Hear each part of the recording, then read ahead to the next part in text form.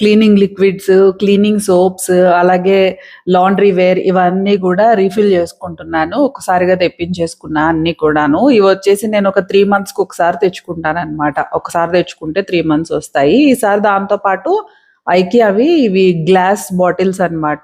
Dispensers మనకి ఒక దాంట్లోనేమో Vim liquid, ఒక దాంట్లో హ్యాండ్ వాష్ పోసేసి మన కిచెన్ దగ్గర పెట్టేసుకుందాము, సింక్ దగ్గర అని చెప్పి ఇట్లా తీసుకున్నా. ఇంతకు ముందైతే డెటాల్ ప్లాస్టిక్ బాటిల్స్ ఉంటాయి కదా, అవే వాడేదాన్ని. ఇదైతే డీల్‌లో ఉన్నాయి. నేను ఐకియాలో కూడా చూసాను హైదరాబాద్‌లో. కొంచెం కాస్ట్ ఎక్కువ ఉన్నాయిలే ఎందుకులే అని చెప్పేసి వదిలేసా. కొంచెం అవసరం లేని వస్తువులకి ఎందుకు ఖర్చు పెట్టేది అనేసి. అంటే ఆప్షనల్ థింగ్స్‌కి. సో ఈసారి 200 చేంజ్‌కే వచ్చేసాయి 2 బాటిల్స్. చాలా స్ట్రాంగ్‌గా అండ్ ప్రీమియం లుక్‌తో ఉంటాయి. సో తీసుకున్నాను, చాలా ఇష్టంగా అనిపించాయి కదా అని చెప్పి. ఒక్కొక్క దాంట్లో ఒక 300 ఎంఎల్ వరకు పడుతుందన్నమాట లిక్విడ్. ఒక దాంట్లో డెటాల్ హ్యాండ్ వాష్ వేసుకున్నాను. ఒక దాంట్లో విమ్ ఉంటుంది కదా, అది వేసుకుంటా. యాక్చువల్లీ విమ్ యూసేజ్ నాకు చాలా తక్కువ ఉంటుంది. ఏదో సింక్ రుద్దడానికి కొంచెం స్టవ్ దగ్గర కొంచెము స్ప్రే చేసి, అంటే నేను డిఐవై చేసుకుంటానన్నమాట క్లీనింగ్ స్ప్రే. సో దానికోసం ఏదో కొంచెం అవసరం ఉంటుంది అంతే. దానికోసం ఇంకా పెద్ద ఇవి ఎందుకులే ఇంకా అని చెప్పేసి పెద్దవి పెట్టుకోవడం అని ఇలా చిన్న బాటిల్ పెట్టేసుకుందామని ఇది రీఫిల్ చేసేసుకున్నాను. ఇంకా చాలా బ్రాండ్స్ ఉన్నాయి కదా డిష్ వాష్ లిక్విడ్స్ కూడా. సో నాకు మొదటి నుండి కూడా విమ్ యూజ్ చేయడం అలవాటు. ఇది డిష్ వాషర్ ముందు నుండి అయినా కానీ విమ్మే అలవాటు ఉంటుంది. ఇంకా హ్యాండ్ వాష్ కూడా ఆ పింక్ కలర్ ప్యాకెట్ ఉంటది కదా డెటాల్, అదే వాడతాము. డెటాల్ లో కూడా ఇంకా వేరే ఫ్లేవర్స్ ఉన్నాయి. స్టిల్ ఆ పింక్ కలర్ అది మాత్రం బాగా అలవాటు అయిపోయింది. అండ్ హ్యాండ్స్ కూడా చాలా బాగుంటుందన్నమాట, పడుతుందనేసి అదే తీసుకుంటా ఉంటాను.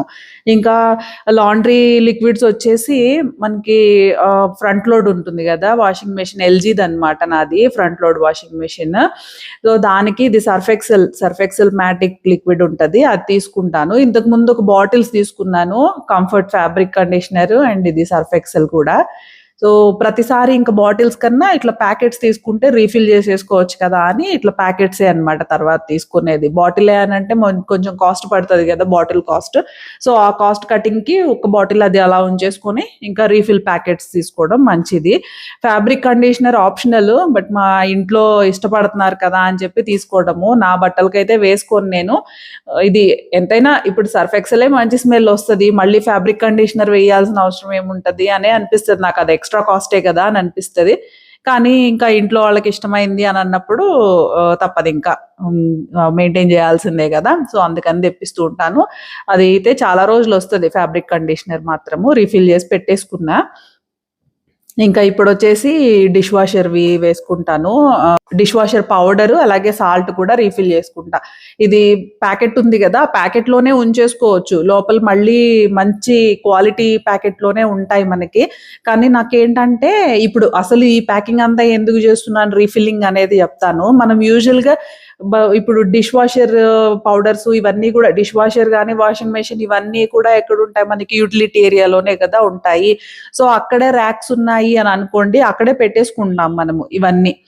సో ఏమవుతుందంటే ఎండబడుతుంది డైరెక్ట్ గా. నాకైతే ఒక టైంలో మరీ రోజంతా కాకపోయినా ఫ్యూ అవర్స్ అయినా ఎండబడుతుంది మనకి. ఎప్పుడు కూడా ఈ వాషింగ్ లిక్విడ్స్ కానీ, ఈ యాసిడ్స్, టాయిలెట్ క్లీనర్స్ ఇవన్నీ కూడా డైరెక్ట్ గా సన్లైట్ పడే దగ్గర ఉండకూడదు అస్సలు. దాని మీద కూడా బాటిల్ మీద కూడా రాస్తారు రూమ్ టెంపరేచర్ లో ఉండాలి అని చెప్పేసి. సో రూమ్ టెంపరేచర్ లో ఉండకపోతే ఏంటంటే ఇవి ఎలాగూ కెమికల్సే కదా ఇవన్నీ కూడాను. సో ఆ ఎండ వలన వాటిల్లో వచ్చే రియాక్షన్స్ వల్ల అవి చెడిపోతాయి అని అంటారు. సో దానివల్ల ప్రాబ్లమ్స్ కూడా ఉంటాయి అనేసి. బట్ విజిబుల్ గా ఏం అనిపించవు కానీ మనకి ప్రాబ్లమ్స్ లాంగ్ రన్ లో ఏమన్నా డిఫరెన్సెస్ అయితే తెలియొచ్చు. సో ఇక్కడే నేను ఒక ఇన్సిడెంట్ అయితే షేర్ చేయాలి అని అనుకుంటున్నాను. మా వాళ్ళలో తెలిసిన వాళ్ళలో జరిగింది. ఇది సోషల్ మీడియా దాకా బయటకైతే రాలేదు కాబట్టి డీటెయిల్డ్ గా వీడియోస్ అలా చేయకుండా జస్ట్ మామూలుగా ఒక అవగాహన కోసం అన్నట్టుగా ఈ వీడియోలో షేర్ చేయాలి అనేసి అనుకుంటున్నాను. సరే, ముందు పోసాను కదా ఆ 2 బాటిల్స్ లో డిష్ వాషర్ లో వేసే పౌడర్ అన్నమాట. డైలీ 2 స్పూన్స్ వేస్తూ ఉంటాను పౌడర్. సో ఇది వచ్చేసి సాల్ట్, డిష్ వాషర్ సాల్ట్. ఇది కూడా ఒక 2 బాటిల్స్‌లోకి పడుతుంది. ఈ బాటిల్స్ చాలా ఎక్కువ ఉండిపోయాయి. మనకి హనీ బాటిల్స్ కానీ, కాఫీ పౌడర్ బాటిల్స్ కానీ ఉన్నాయి గదా! అవి నాకు ఎక్స్‌ట్రాగా ఉన్నాయి. సో వాడేసుకుంటున్నాననమాట అవన్నీ ఇట్లా. ఈ ప్యాకెట్స్ ఇవన్నీ గూడా మొన్నటిదాకా నేను యుటిలిటీ ఏరియాలో బయట ర్యాక్‌లోనే పెట్టాను. రూమ్ టెంపరేచర్‌లో ఉండాలి అన్న ఉద్దేశంతో వీటినన్నిటిని కూడా లోపలే షెల్ఫ్‌లో పెట్టేసుకోవాలి అని అనుకుంటున్నా. అందుకని ఇక ప్యాకెట్స్ అట్లా పేపర్ కవర్స్‌లో అవి కాకుండా ఎక్స్‌ట్రా బాటిల్స్ ఉన్నాయి గదా! అని చెప్పి బాటిల్స్‌లోనే రీఫిల్ చేసేసి పెట్టేసుకుంటున్నాను. ఇవేమో వాషింగ్ మెషిన్‌వన్నమాట. ఇవి స్కేలింగ్ పౌడర్స్. సో ఇవి చిన్నవే కదా! ఒక్కొక్కసారి ఒక్కొక్కటి వేసేయాల్సొస్తది. అందుకనే ప్యాకెట్స్‌లోనే ఉంచుతున్నా. ఇదేమో సర్ఫ్ ఎక్సెల్ మామూలు పౌడర్ ఉంటది గదా! అది ఎప్పుడైనా నాప్కిన్స్ కానీ, హ్యాండ్ టవల్స్ ఉంటాయి కదా కిచెన్‌వి, అలాంటివి ఏదన్నా వాష్ చేయాల్సిన అవసరం ఉంది అనంటే వాడడానికి ఎమర్జెన్సీకి అది కొంచెం అట్లా పెట్టుకున్నా. సో ఇంక మిగిలినవన్నీ కూడా ఇప్పుడు కాలిన్ అనేసి ఈ విమ్ శుద్ధం జెల్ ఇవన్నీ కూడా ఇట్లా ఒక బాక్స్‌లో పెట్టేసుకొని నేను షెల్ఫ్‌లో పెట్టేసుకుంటున్నాననమాట కిచెన్‌లోనే. ప్రస్తుతానికి ఇవి డైలీగా యూజ్ చేయాలి కదా! Washing liquid and dish wash powder ఇవన్నీ కూడా బయటనే ఒక పక్కన పెట్టేసుకున్నా. అండ్ ఇవేమో టాయిలెట్ క్లీనర్స్. టాయిలెట్‌కొచ్చేసి బ్లూ హార్పిక్ ఉంటది గదా! టాయిలెట్స్ పాట్‌కి అది వాడతాము. అండ్ ఫ్లోర్ క్లీనింగ్‌కయితే ఇది యూజ్ చేస్తాను నేను.